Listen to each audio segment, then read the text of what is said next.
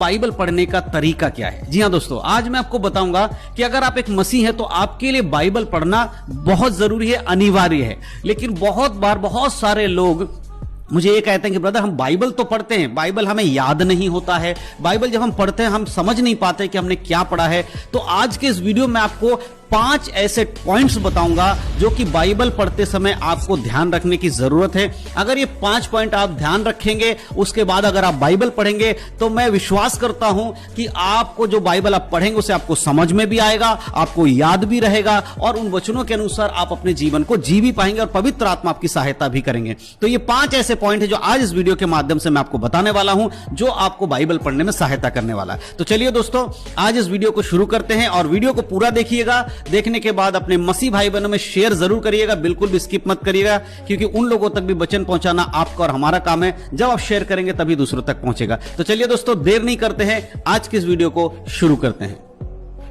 तो दोस्तों, जैसे कि मैंने वीडियो में आज शुरुआत में आपको बता दिया कि आज मैं जो टॉपिक पर बात करने वाला हूं वो टॉपिक है बाइबल कैसे पढ़ें और बाइबल पढ़ने का सही तरीका क्या है।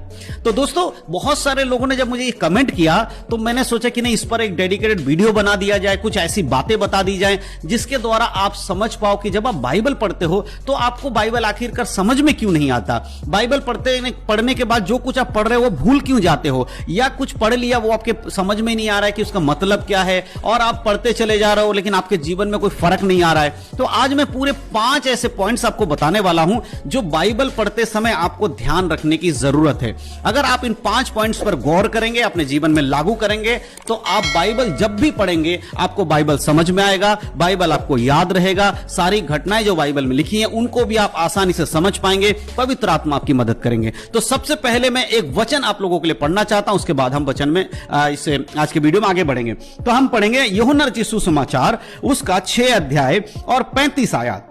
यहां पर इस प्रकार से लिखा है, यीशु ने उनसे कहा, जीवन की रोटी मैं हूं, जो मेरे पास आता है वह कभी भूखा ना रहेगा और जो मुझ पर विश्वास करता है वह कभी प्यासा ना होगा। मेरे प्रियो, यहां पर क्या होगा, यहां पर क्या हुआ, यह बात आपको समझने की जरूरत है। हम सभी लोग जानते हैं कि यीशु मसीह ने 5000 से भी ज्यादा लोगों को भोजन खिलाया था, रोटी खिलाई थी। वो 5 के 5000 भीड़ यीशु मसीह के पीछे चल रही थी रोटी खाने के बाद, और यीशु मसीह को वो ढूंढ रहे थे। जब यीशु मसीह झील के पार गया और उसके बाद वो लोग उन्हें मिले तो उन लोगों ने कहा कि प्रभु हम तुम्हें ढूंढ रहे थे, आप कहां थे।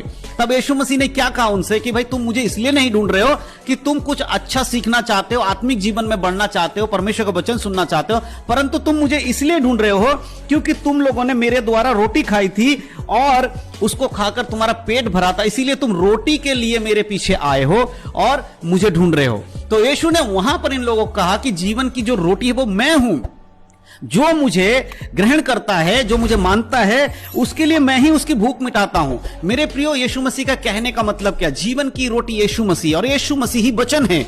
तो जब आप वचन को अपने जीवन में खाते हैं, यानी कि पढ़ते हैं, याद करते, मनन करते हैं, तब परमेश्वर की आत्मा हमारे अंदर वास करती है। देखिए, जब हम खाना खाते हैं, हमारे शरीर के खाना बहुत जरूरी है। खाना खाते हैं तो हम खाने को क्या करते हैं, चबाकर खाते हैं, जिससे कि हमारा खाना अच्छे से हमारे पेट में जाए, उसके लिक्विड में फॉर्म में बदले, फिर वो हमारे शरीर में हमें प्रोटीन दे, हमें ताकत दे, ताकि हमारा शरीर चल सके। उसी प्रकार यीशु मसीह के वचन को जब हम पढ़ते हैं, मनन करते हैं, उसको चबा चबा कर मनन करते हैं, चबाना मतलब बार बार उसको रिपीट करके जब हम उसको अपने शरीर में, अपने आत्मा में लेते हैं, तब वो हमारे आत्मिक जीवन में ताकत और बल देता है, जिससे कि हम एक मजबूत आत्मिक जीवन में जी सकते हैं, मजबूत विश्वासी बन सकते हैं। तो यीशु मसीह का कहने का मतलब कि जैसे उन्होंने कहा कि तुम खाना खाए थे इसलिए मेरे पीछे आए हो, लेकिन याद रखो जीवन की रोटी मैं हूं। आज सिर्फ बाइबल के वचन पढ़कर नहीं जाना है, आपको बाइबल का वचन पढ़ना कैसे है वो समझना जरूरी है। जैसे एक भोजन करने के लिए खाने को मुंह में डाला, निगल गए, ऐसा नहीं है, उसको तरीका है, उसको हाथों से तोड़ना है, मुंह पे रखना है, चबाना है, फिर उसको निगलना है ताकि हमारे शरीर का अच्छा हो। उसी प्रकार बाइबल पढ़ने के भी कुछ तरीके हैं। तो सबसे पहला जो पॉइंट है वो ये है,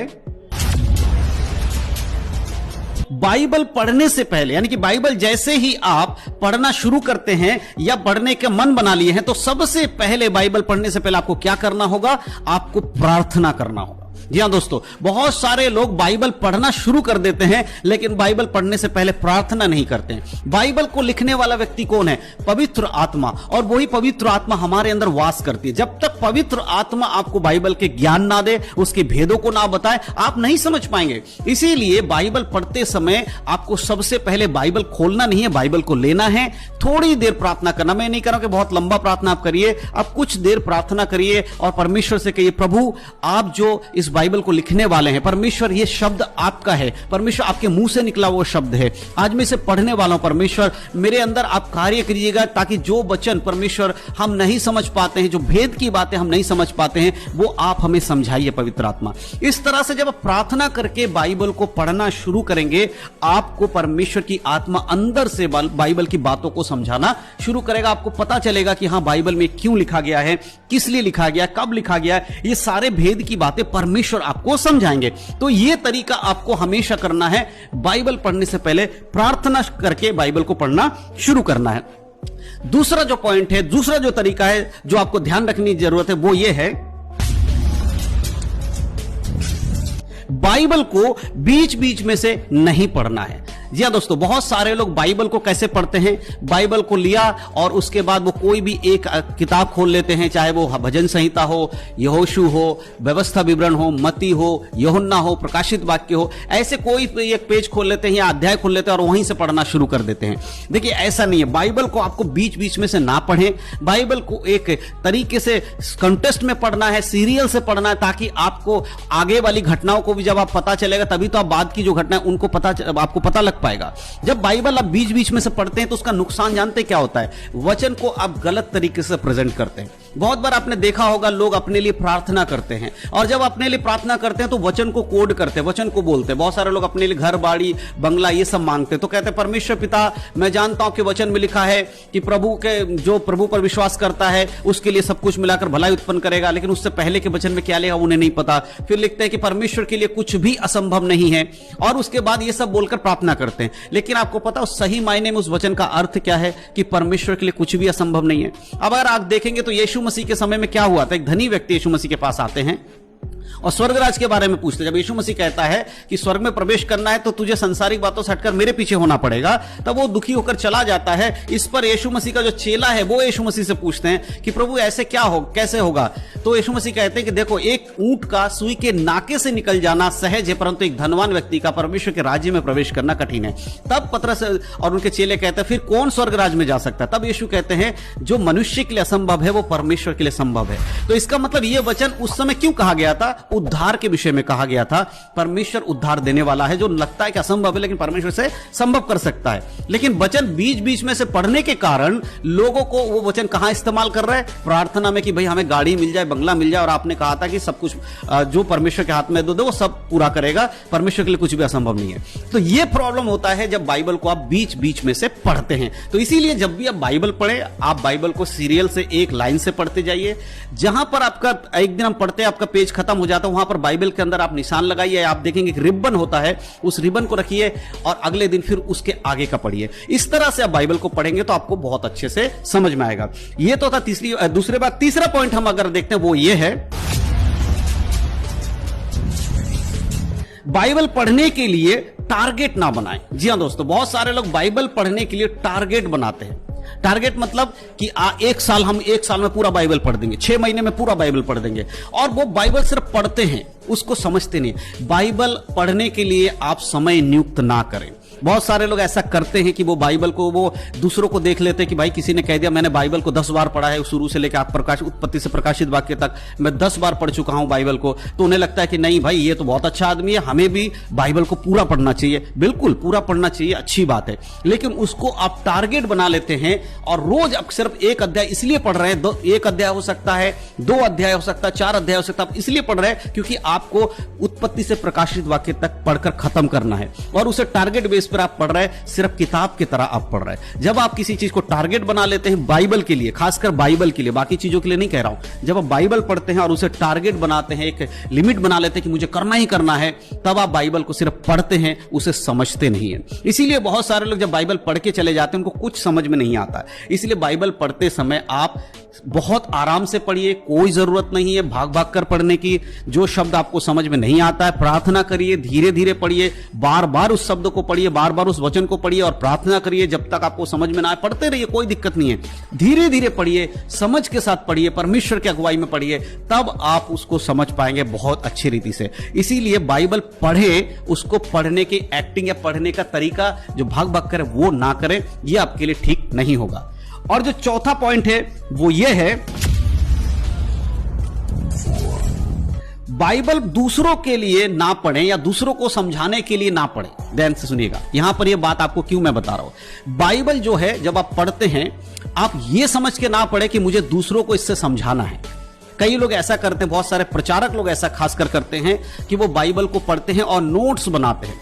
सुबह रविवार है, प्रचार करना है, वो शनिवार को बैठ जाएंगे और शनिवार को बैठकर नोट्स बनाना शुरू करेंगे कि कल मुझे क्या प्रचार करना है। और वो नोट्स वही बना रहे होंगे, उन्हें लगता है कि भाई मेरे कलीसिया के लोगों को ये प्रचार करना चाहिए, उस तरह से वो प्रचार करने के लिए नोट्स बनाते हैं। तो बाइबल वो दूसरों के लिए नहीं दिया गया। यीशु मसीह ने कहा कि तुम्हारे लिए, जब तुम ऐसा करो, जब तुम ये करो, यानी कि बाइबल जो है वो दूसरे पर्सन के लिए तो है ही है, सबसे पहले वो हमारे लिए है। यदि आप किसी को वचन प्रचार करते हो, बाइबल का वचन पढ़कर बता रहे हो, तो सबसे पहले वो वचन आपके और मेरे लिए, जो व्यक्ति पढ़ता है उसके लिए सबसे पहले। इसीलिए बाइबल पढ़ते समय यह सोचकर ना पड़े कि मुझे दूसरों को समझाना है, पहले खुद उस वचन को समझिए और उसके बाद आप दूसरों को समझाइए। बाइबल में बहुत सारी जगहों पर चीजें लिखी, जैसे कि अगर आप पढ़ेंगे, लिखा है, हे पत्नियों अपने पति के अधीन रहो। तो जब पति को यह वचन पढ़ लेता, वो जाकर अपने पत्नी से कहता, देखो वचन में यह लिखा है।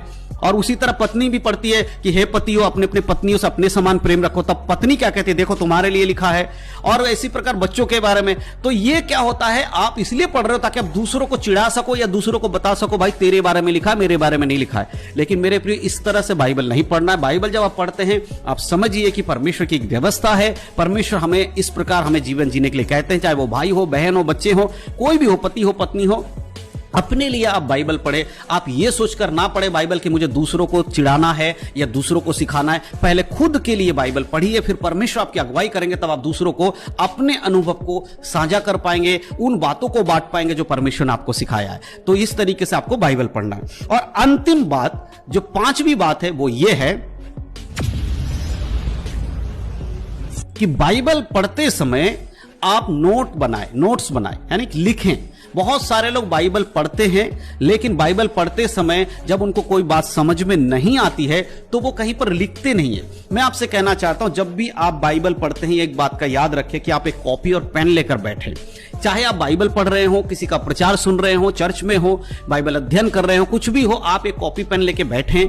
और जब आप बाइबल पढ़ रहे हैं, तो अगर आपको पढ़ते पढ़ते लगता है कि नहीं ये वचन मुझे समझ में नहीं आया, आप अपने नोटबुक में उसको लिख लीजिए। अगर आपको लगता है नहीं ये वचन तो बहुत अच्छा है, इसके मायने बहुत अच्छे से समझ पा रहा हूं, उस वचन को लिख लीजिए। इस तरह बाइबल का एक नोट्स बनाइए और उसके बाद आप उसको, बाइबल को पढ़ते समय इन सारे बातों को जब आप लिखेंगे ना, तो आपके माइंड में वो वचन बार बार हिट होगा, जिससे आपको वचन याद होगा। इसीलिए उसके बाद जब नोट्स में लिखा रहता, जो वचन आपको नहीं समझ में आया है, आप उन नोट्स को बाद में खोलिए, उन वचनों पर मनन करिए कि इस वचन में क्या लिखा था जो मैंने नोट में लिखा। अगर आप नोट्स में नहीं लिखेंगे, कॉपी में नहीं लिखेंगे, तो